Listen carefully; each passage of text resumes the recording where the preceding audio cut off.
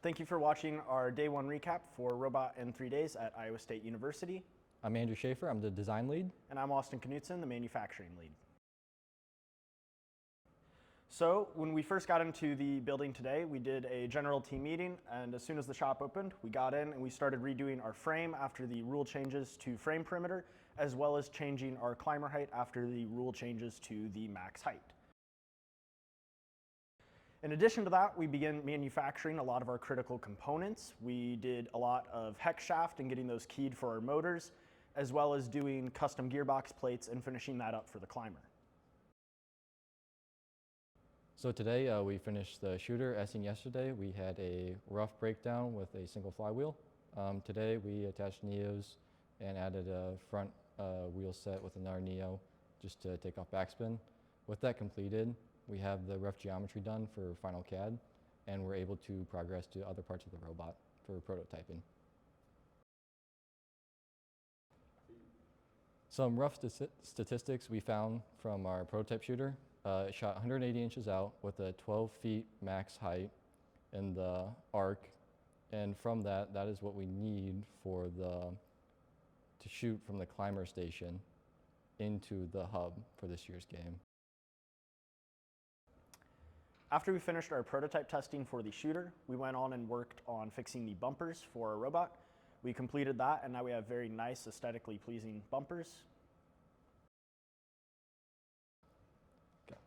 This afternoon, we worked on the intake prototype testing. From early this morning measurements we took, we found the min distance for compression off the ground, and from that, we were able to create a rough feeder wheel into the main section of the robot.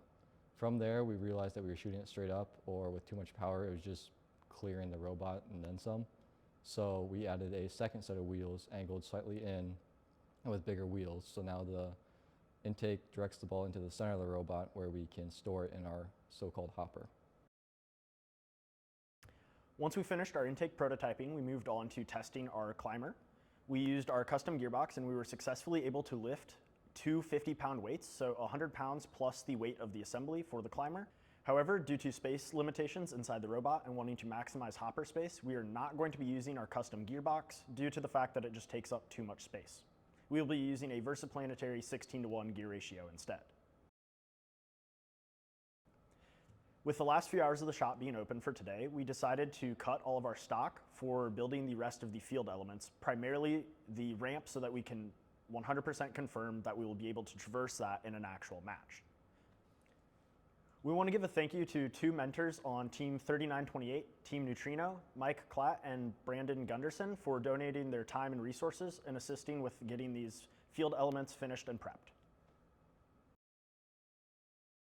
So this evening we have begun Final CAD, and we'll be working on it through the night and into tomorrow, and we will have it to you guys visually on our stream by day 3.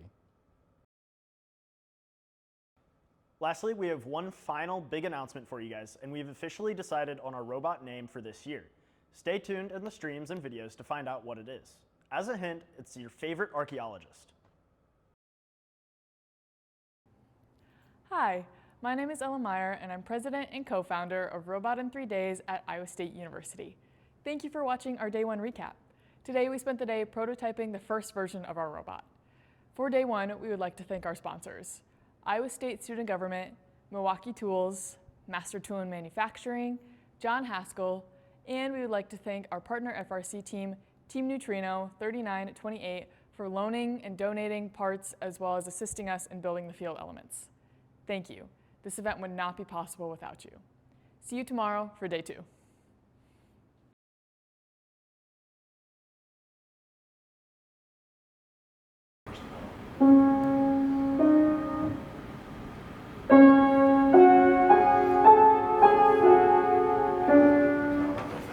Here, just start playing, and then we'll edit like Moonlight Sinatra in post. Yo,